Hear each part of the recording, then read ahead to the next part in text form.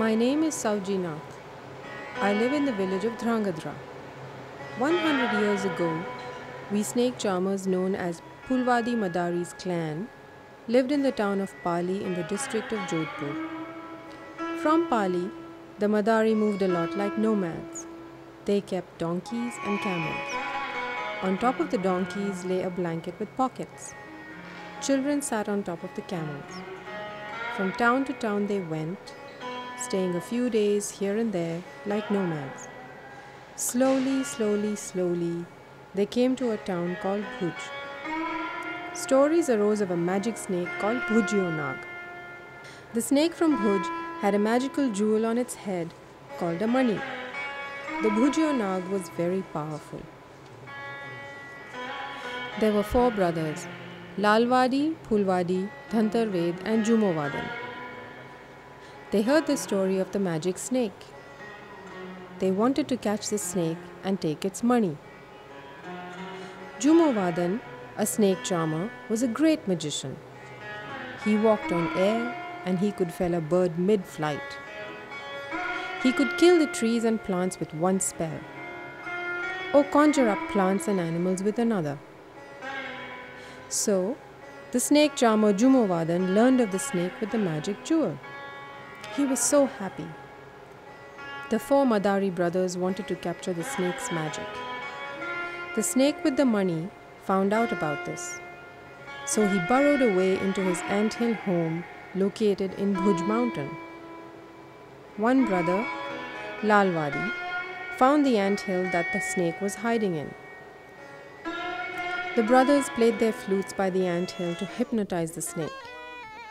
The youngest brother exclaimed, "We can't capture the snake with this sort of magic." "So how?" asked the other brother. "If he comes out, then his extraordinary powers will overwhelm us. The snake will burn us alive. Then how can we catch it?" "Go to the potter, bring 7 unfired round clay pots and put them in a line." So one brother went to get the 7 clay pots. They put the pots in front of the anthill. The brothers played 4 magical ragas from their flutes. The snake poked his head out from inside the hole. He struck one of the pots and it was fired on the spot. The brothers played their flutes again and the snake re-emerged. He struck the second pot and it became fired. They played their flutes again and the snake reappeared. It struck the third pot and it also became fired. They played a raga on their flutes again. Again the snake emerged. The snake struck the 4th pot and it became hard. The Madari played their flutes once again and again the snake arose. It struck the 5th pot and it also became hard all over. The Madari played their flutes once more and the snake peeked out again. It struck the 6th clay pot and it became fired. They played their flutes once again to enchant the snake. It struck the 7th and final pot and it broke into pieces. The snake's magic powers had become very weak after striking the 7th pot.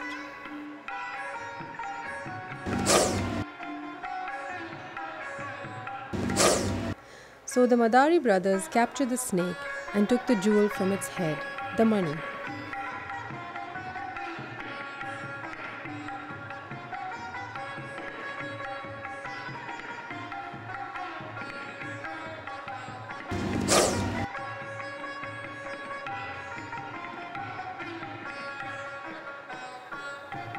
They were happy with the money because no one else had it, not even the king. They celebrated and were overjoyed. With the money, they could do so many magical things. They went to their home, which was far from the city. The brothers told their story and were so happy. They ate and went to sleep.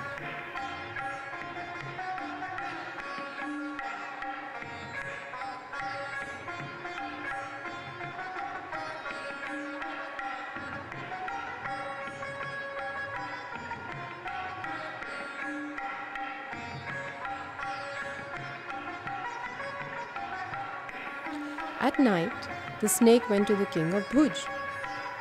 At midnight, the snake sat on the king's chest. The king was startled and woke up. The king could not get up or move. The snake told the king how the Madari had stolen his magic jewel. He told the king to wake up before dawn and to go to the Madari's camp. The snake said, "Go to Lalwadi and get the money back. Give the Madari anything they ask in return for it." The snake warned the king that if he did not get back his money, he would kill the king with his bite. The king told the snake, "As you wish, I will do anything not to be bitten." The snake disappeared. The king went to the Madari's house even before sunrise. He went by car. The king went to Lalwadi and asked, "Who are you?" Lalwadi said, "I'm a Madari." "What kind?" "Lalwadi Madari."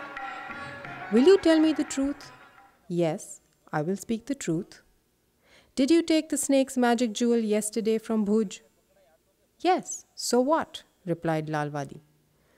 "You cannot catch this powerful snake because it has a magic jewel, fools. Give the money back and I'll give you a town, land, whatever you ask." Back then, no one had a desire for land or anything, and so they replied, "You are the king and you have come to us, to our poor home. Therefore, that is sufficient for us." So they went to the snake to return the jewel. When Lalwadi put the magic jewel back into the snake's mouth, the snake replied, "8 days from today, all of you will die." "Why?"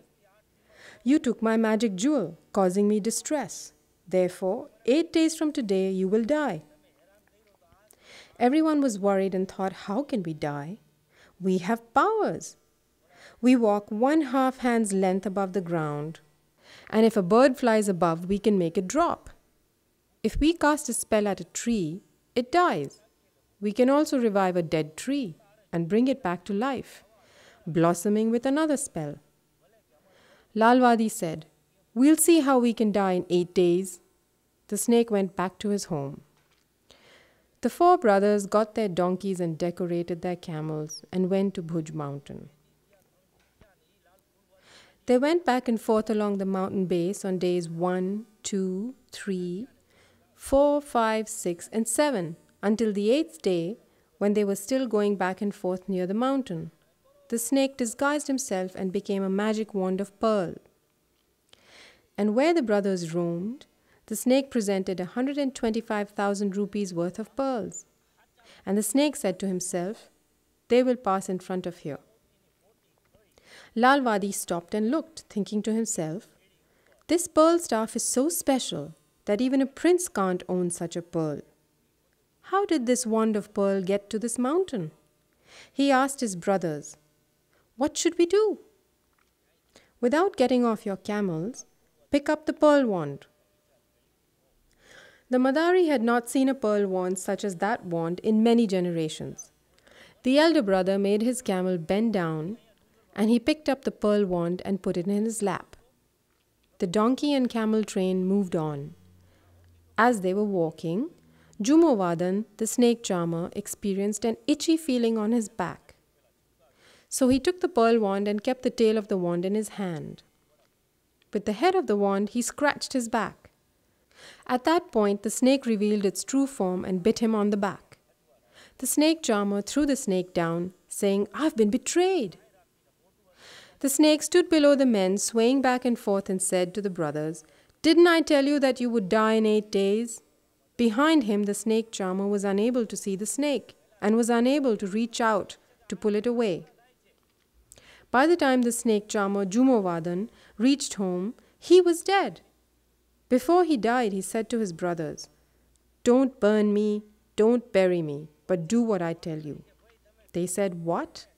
"When you get home, go to the potter and get 7 pots. Cut me up into bits and pieces and cook me into 7 dishes. Consume my flesh as a benediction, and I promise you will exceed me as magicians." "That's what the man said?"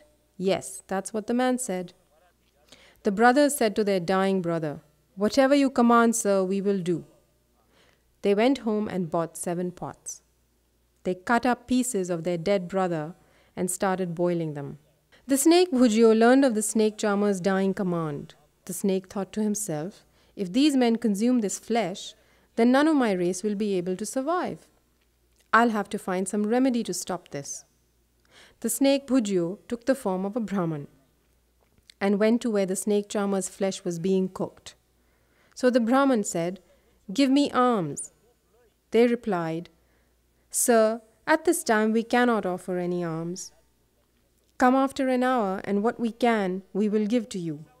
"No," said the Brahman, "give me alms now." "Sir, we cannot give you any alms now." The Brahman said, "Then speak the truth. What are you cooking in the pots? Tell me." The brothers got nervous. They said, "He's a holy man. How can we tell him?" One brother said, "Let's tell him the truth and see what happens. The reason we are not giving this food to you is that our guru was bitten by the snake Bhujio Nag, and our guru died. His dying command was that we should not cremate him. We should not bury him. We should not build a monument for him. Instead, we should cut him up, cook him, and eat him." The Brahman said, "Then you must be idiots. I have come to your home and now I'm polluted. When a guru dies, you're supposed to build a memorial to him, build a temple to him, cremate him respectfully. These things must be done. But how can you eat your guru, you idiots?" The Brahman was really trying to fool them.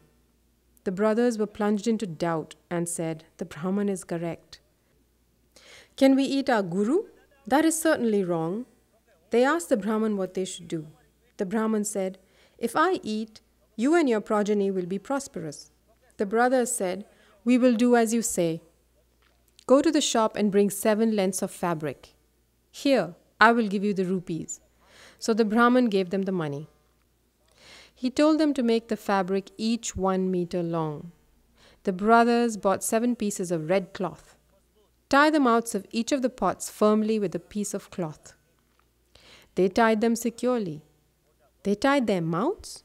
Yes, they tied their mouths. The brothers asked, "Sir, now what?"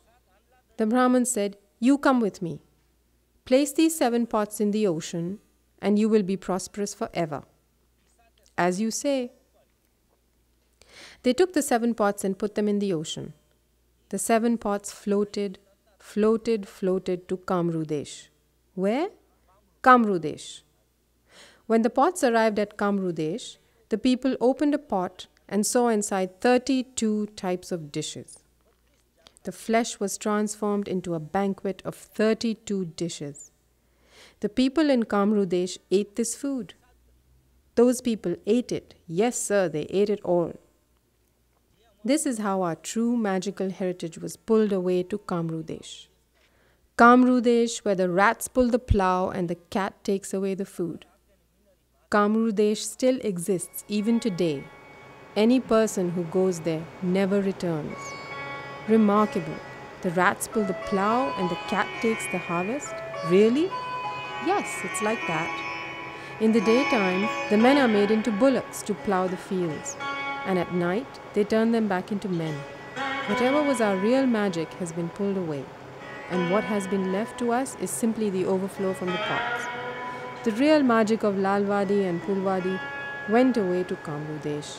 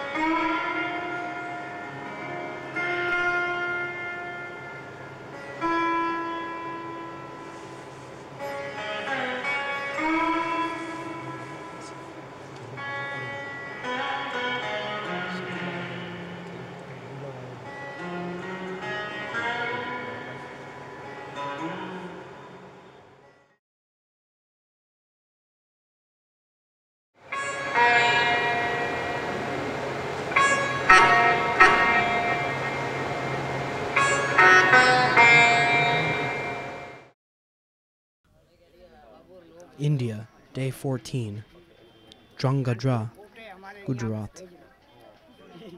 Today I met for the first time with the men who will be the focus of my documentary on snake charmers. Popat Nath, aged 80, is the patriarch of the Madari, or snake charmer caste, here in town.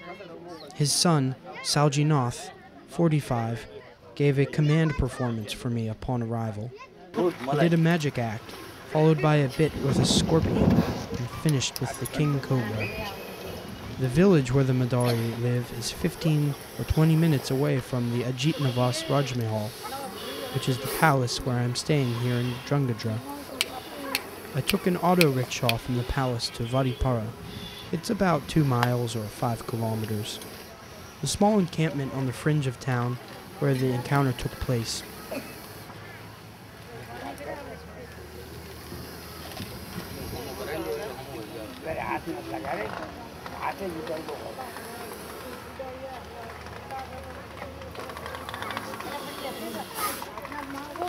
After his conjuring act, Saljinath and an in-law of his led us on a trip through the brush and the muddy creek in hopes of finding a snake. We hiked for a while without any success. Saljinath found a hole in the ground that looked promising. He chopped down the brush and dug up the soil, only to find that it was a scorpion living in the earthen den, and not a snake. So in the end, we set out on a snake hunt, only to unearth a scorpion.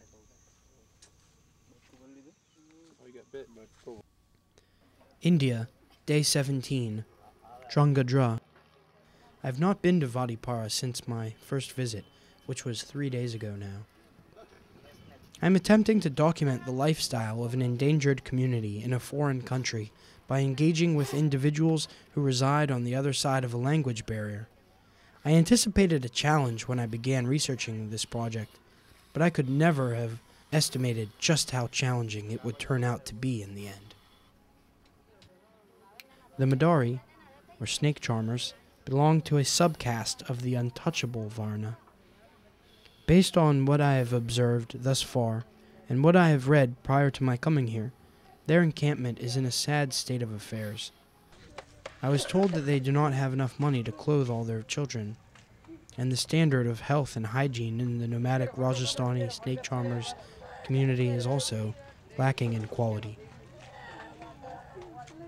On my second trip to the village, I brought some candy for the children. This seemed to be a good icebreaker.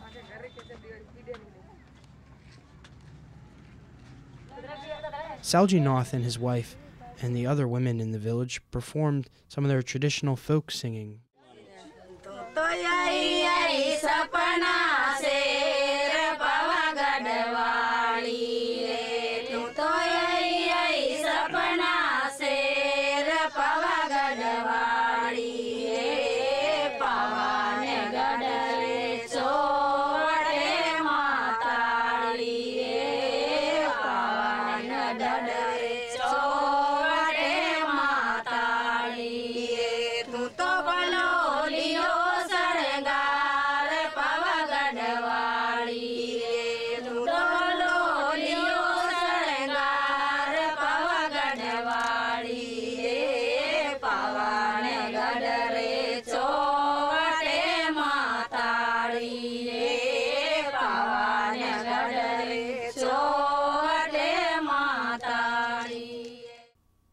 Next, they performed a dance for me, but something felt weird about it.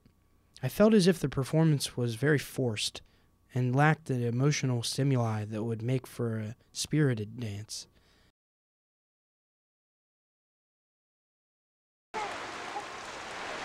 India, Day 19, Dhrangadhra, Gujarat. This morning I awoke at dawn and headed to the snake charmer's village, Vadipara. One of the young men who work here at the palace as our guide, Anu, gave me a ride on a motorcycle. My observations are as follows. First thing in the morning, the children sit on a stone slab on the ground and wash themselves from a basin full of water that they pulled up from the well. After a good soaking, they use a stick to clean their teeth, then rinse the filthy residue with a hearty mouthful of water. Saljinath, father of 2 boys, Rugunath and Merunath, stirs a pot of chai tea, which is brewing in a pot over an open flame. His wife brings him a cup full of fresh milk, which he adds to the frothy pot. Saji Nath then adds a cup full of coffee, or pati in Gujarati. Bringing the pot to boil, Saji then uses a metal clamp to take up the pot and strain the contents through a sieve into a teapot. The boys eat a breakfast of crushed roti mixed with vegetable paste. After he gets done cooking the chai, Saji then takes the ashes from the wood fireplace and places them in a metal vessel, which is then used in the morning's worship, or puja, at the shrine in the tent next to where they are living. Saji burns incense and spreads the smoke from the ash around the small shrine. Vadipara's local goddess is known as Maldima, or the Dirty Mother.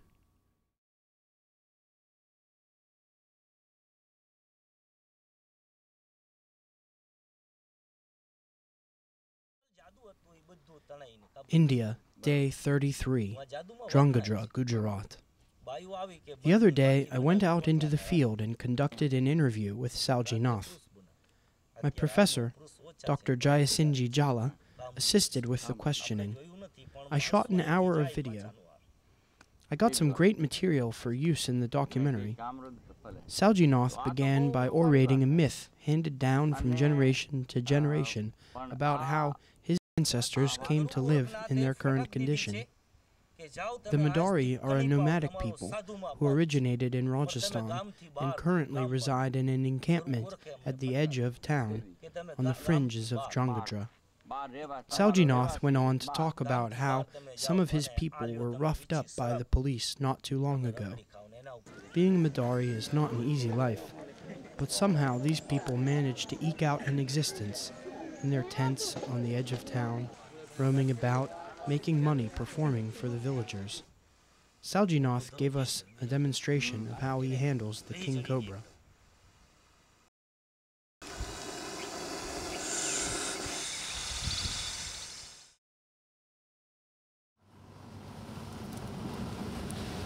India, Day 35, Dhrangadhra, Gujarat. Coming to India has been an utterly humbling experience. Every man and woman has their comfort zone.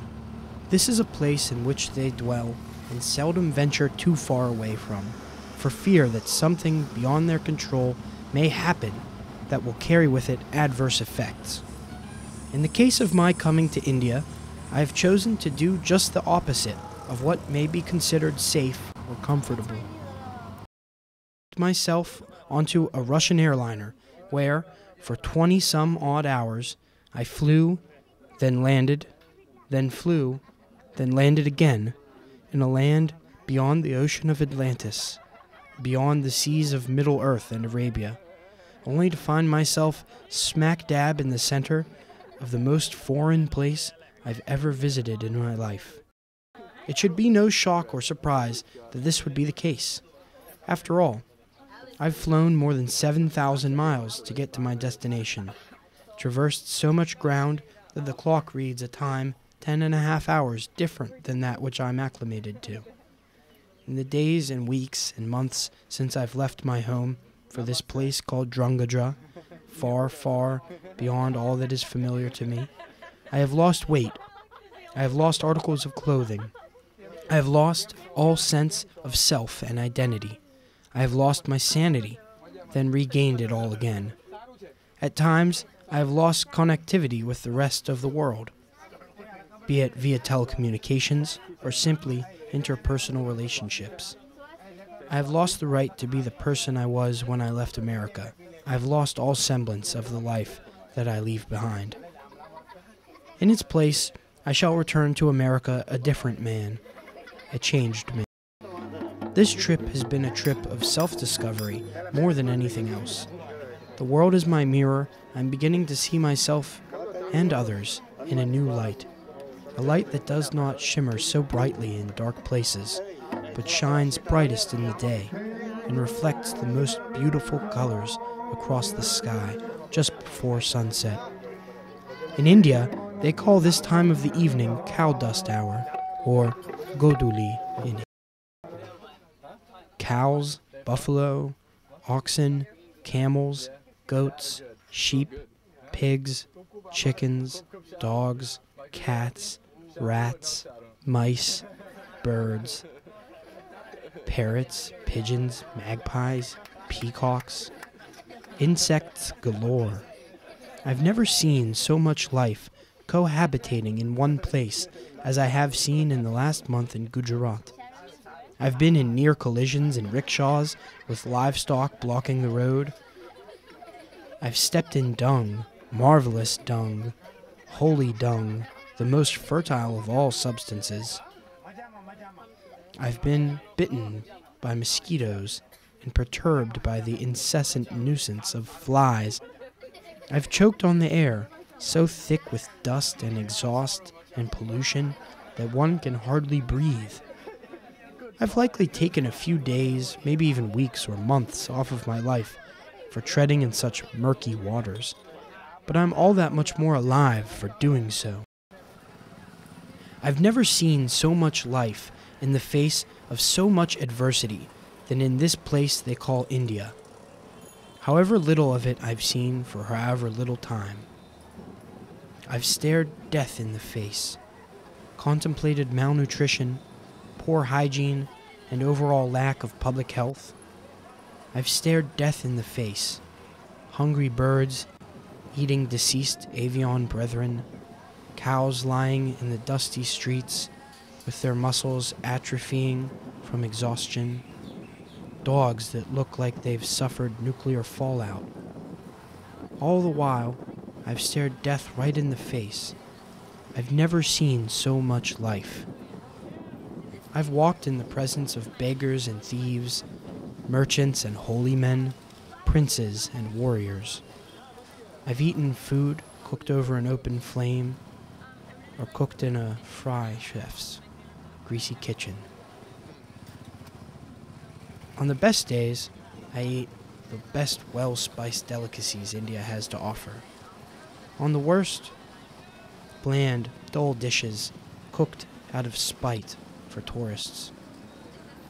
I've mingled with lovers and dreamers, idealists and cynics, optimists and naysayers, soothsayers and magicians, camel herders and snake charmers, all in the course of 1 month.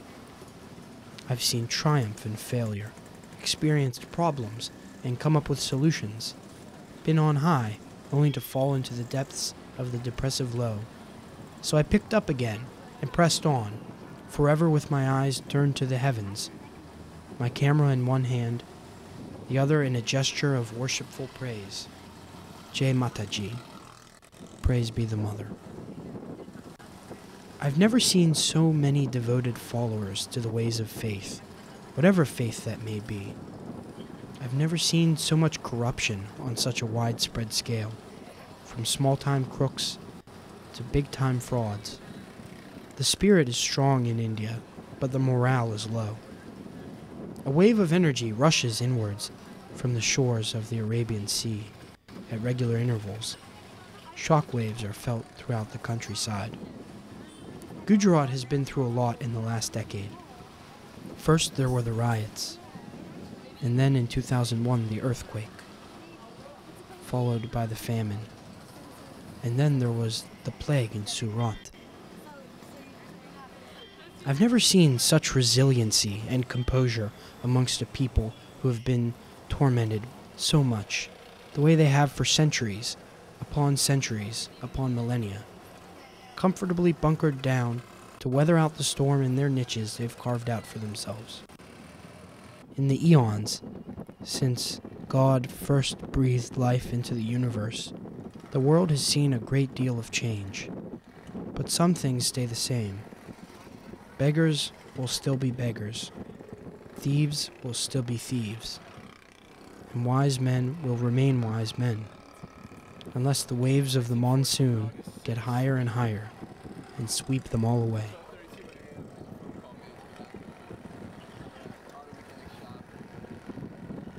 This has been Alex Goldblum, reporting from Gujarat.